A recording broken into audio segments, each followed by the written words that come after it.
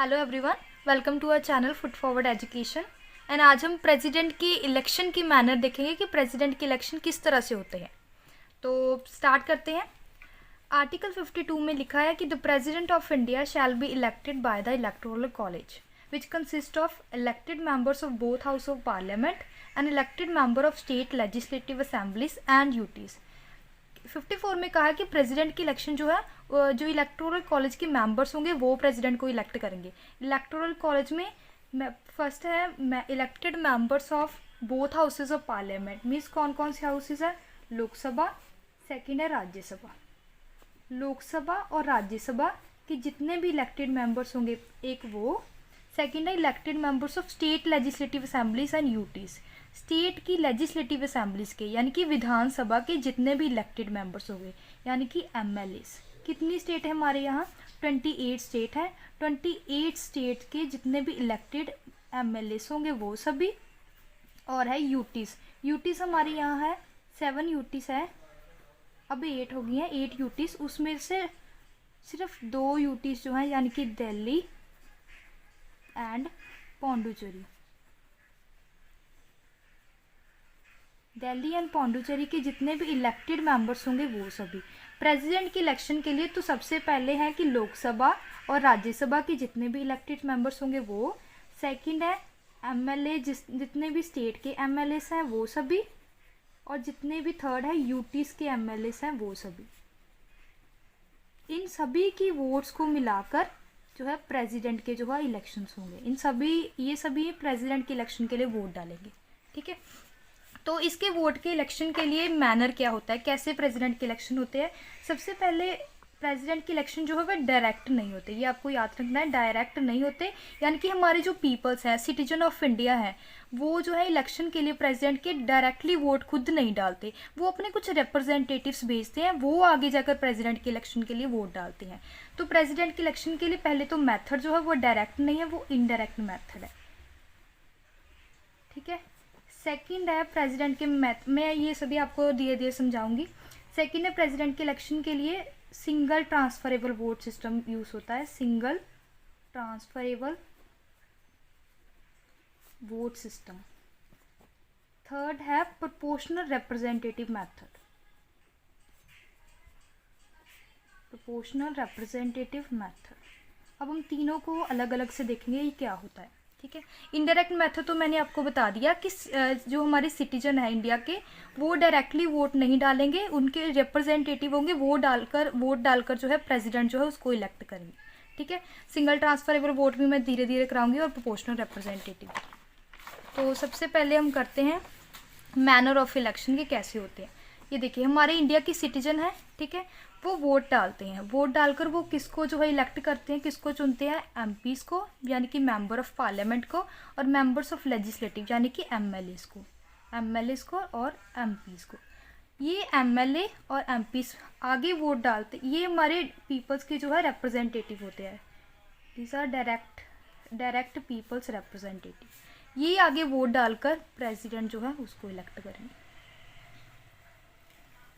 ठीक है। तो ऐसे होते हैं प्रेसिडेंट के इलेक्शन।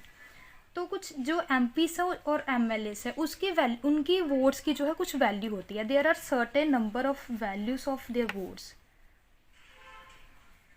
उनके पास कुछ वोट्स होती हैं। तो इन वोट्स की जो है हम पहले वैल्यू निकालेंगे, ठीक है, जिसको बोलते हैं प्रोपोर्शनल रिप्रेजेंटेटिव। वो कैसे निकालते हैं, सबसे पहले हम 2 तरीकों से मेथड से देखेंगे। सबसे पहले एमएलए की वोट की वैल्यू निकालेंगे, सेकंड है एमपीज़ की वोट की वैल्यू निकालेंगे। जो एमएलएस हैं उसकी वोट की वैल्यू कैसे निकालते हैं, इसके लिए सबसे पहले हमें टोटल पॉपुलेशन लेनी पड़ेगी। हम अलग अलग स्टेट की जो है वैल्यू निकालेंगे एमएलएस की वोट की। सबसे पहले टोटल पॉपुलेशन लेंगे over total MLAs.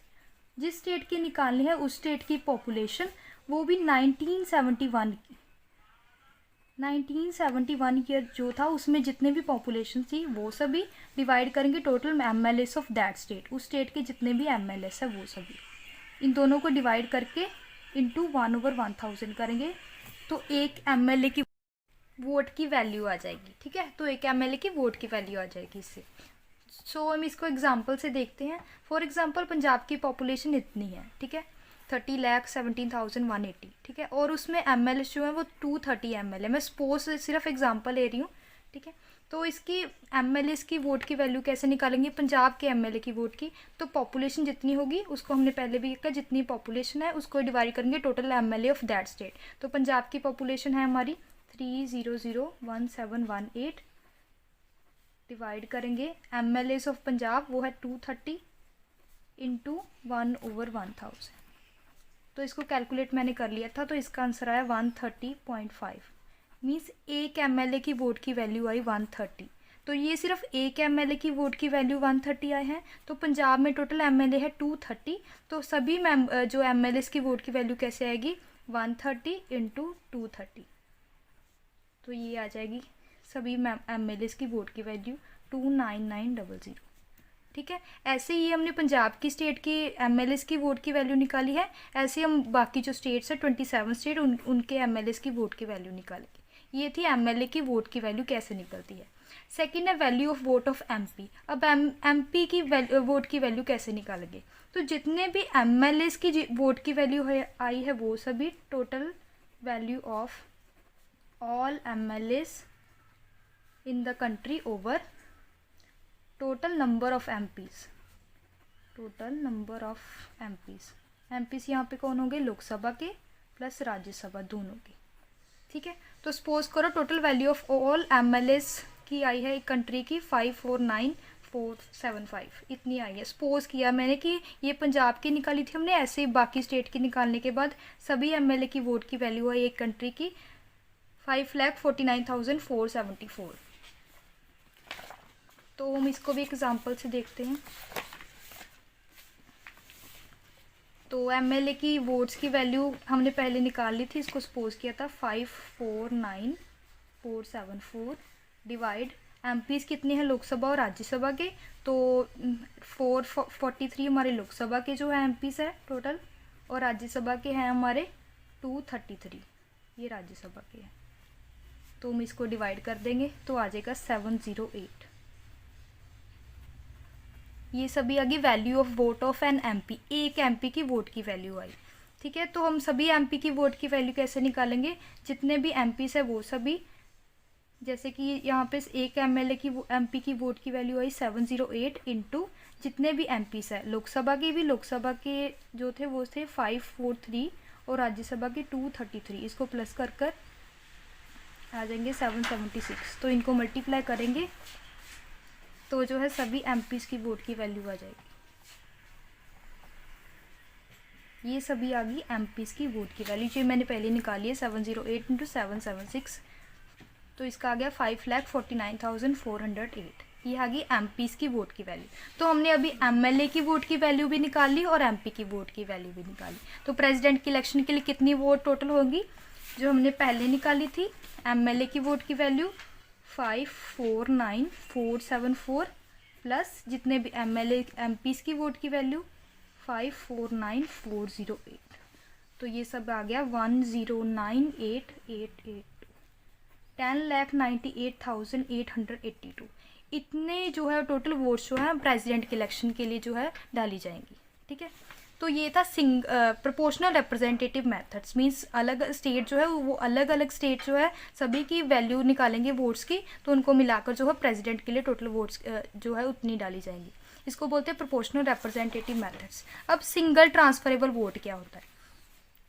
Single transferable vote को हम अगर पार्ट्स में डिवाइड करते हैं तो बनता है सिंगल, ट्रांसफर और वोट। अब ये क्या होता है हम धीरे धीरे करेंगे, इसको कैसे देखते हैं। तो सबसे पहले सपोज करो प्रेसिडेंट की इलेक्शन के लिए जो है 4 कैंडिडेट्स जो है वो खड़े हुए हैं A, B, C और D, ठीक है। तो सबसे पहले वोटर्स जो है प्रेसिडेंट के इलेक्शन के लिए जो वोट डालेंगे वो सभी MPs होंगे और सभी MLAs होंगे। इन्होंने सबसे पहले अपनी फर्स्ट प्रेफरेंस बतानी है कि वो किसको जो है अपनी फर्स्ट प्रेफरेंस देंगे, किसको प्रेसिडेंट सबसे पहले बनाना चाहेंगे। सपोज करो किसी ने अपना जो है प्रेसिडेंट जो है सबसे पहले C को फर्स्ट प्रेफरेंस दी कि मैं C को जो है प्रेसिडेंट बनाना चाहूँगा। सेकेंड उसकी प्रेफरेंस है A, थर्ड है उसकी प्रेफरेंस D और फोर्थ उसकी प्रेफरेंस है B, ठीक है। तो कैसे निकालते हैं इसको देखते हैं। सिंगल ट्रांसफरेबल वोट में वोट कैसे डाली जाएंगी? तो टोटल कैंडिडेट्स हैं A कैंडिडेट, B, C और D, तो सपोज करो कि ए को फर्स्ट प्रेफरेंस वोट जो है 5250 मिली और बी को 4800, सी को 2700 और डी को 2250 वोट्स डालेगी। सपोज किया मैंने, वैसे तो ये लैक्स में होंगी टोटल, ठीक है। तो इतनी जो है टोटल वोट्स जो है ए बी सी और डी को मिली फर्स्ट प्रेफरेंस वोट। तो अब जीतने के लिए कितनी वोट्स जो है वो रिक्वायर्ड होगी, किसी पर्सन को अगर प्रेसिडेंट बनना है ए बी सी डी में से, तो उसको कितनी वोट चाहिए होंगी जीतने के लिए। तो जितने भी टोटल्स वोट्स डाली जाएंगी, इसको प्लस करा गया 15,000 15,000 जो वोट है उसका हाफ करेंगे हम +1, तो ये आएगा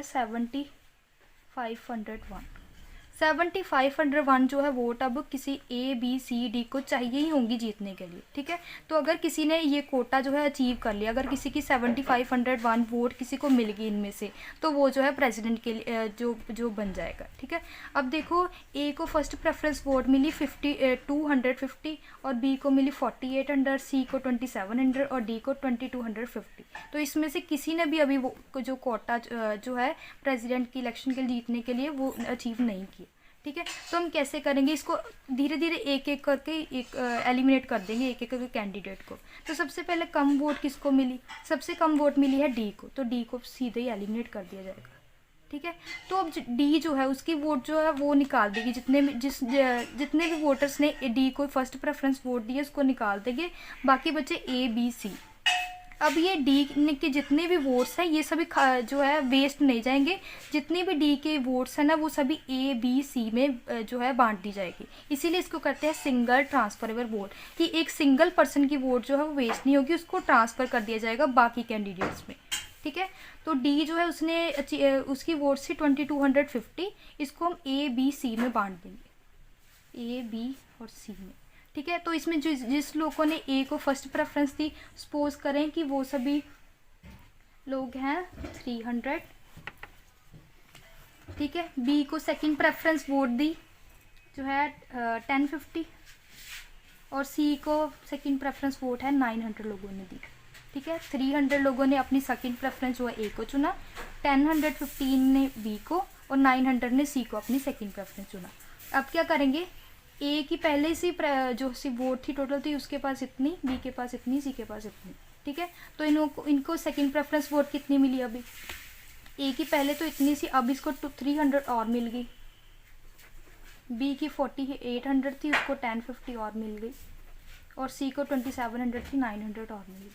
तो अब इनका टोटल देखेंगे कितनी ए को अचीव हुई, बी को और सी को। ए को टोटल मिल गई 550, 5850 एंड सी को 3600।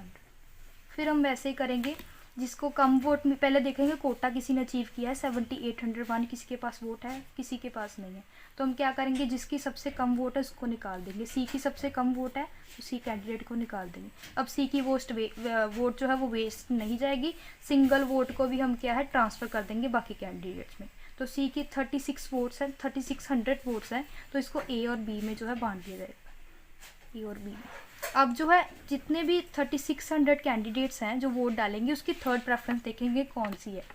सपोज करें कि ए को जो है 3600 में से ए को जो है थर्ड प्रेफरेंस वोट जो है वो 1900 मिली, और जो है बी है उसको मिली, सपोज करें इसको 1700 ए को लोगों ने थर्ड प्रेफरेंस बोला और बी को 1900 लोगों ने थर्ड प्रेफरेंस दी। तो हम फिर से वही करेंगे, ए के पास पहले से कितनी वोट थी 550, बी के पास कितनी थी 5850। अब इसके पास प्लस करेंगे और एक्स्ट्रा वोट कितनी आई, ए के पास 1700 और बी के पास 1900। टोटल करेंगे तो ए के पास टोटल वोट्स होगी 7250 एंड बी के पास 7750। अब हम देखेंगे कि दोनों में से किसी ने कोटा अचीव किया, तो देखिए हाँ कोटा था 7501 का, तो इसने 7501 से भी ज़्यादा जो है वोट ले ली। तो वही फर्स्ट जो प्रेसिडेंट के इलेक्शन के लिए कौन विन हो गया, कौन जीता, बी। ये भी देखेंगे और इन दोनों में से भी देखेंगे कि कौन जीता, किसकी ज़्यादा वोट्स है। 7750 वाली जो है वोट्स है ज़्यादा, तो बी इलेक्शन के लिए जो है एलिजिबल होगा। तो हम लिखेंगे B shall be declared elected, though he obtained less number of votes, less number of first preference votes than by A। देखो पहले जब फर्स्ट प्रेफरेंस वोट डाली गई थी तो सबसे ज़्यादा वोट्स थी ए के पास, ए ने सबसे ज़्यादा वोट जो है वो ली थी। लग रहा था कि ए जीतेगा बट बी जीता, क्योंकि फर्स्ट प्रेफरेंस नहीं देखेंगे, हम लास्ट तक देखेंगे। जब 2 कैंडिडेट्स लास्ट में बच जाएंगे, ऐसी सिचुएशन आएगी जब when at a stage only 2 candidates are left in the field, जिसकी भी वोट ज़्यादा होंगी तो वो जीत जाएगा। सपोज करें अगर इसने कोटा जो है वो अचीव नहीं किया, 7501 का जो कोटा था ये नहीं मिल पाया इसको, सपोज करें इसको मिले 7450, इसने कोटा अचीव नहीं किया, तब भी हम 2 कैंडिडेट्स जो बचेंगे उसमें से जिस कैंडिडेट को ज़्यादा वोट मिलेगी वही जीत जाएगा। ठीक है, तो थैंक यू सो मच, आज के लिए इतना ही। वीडियो अच्छी लगी हो तो लाइक कर देना।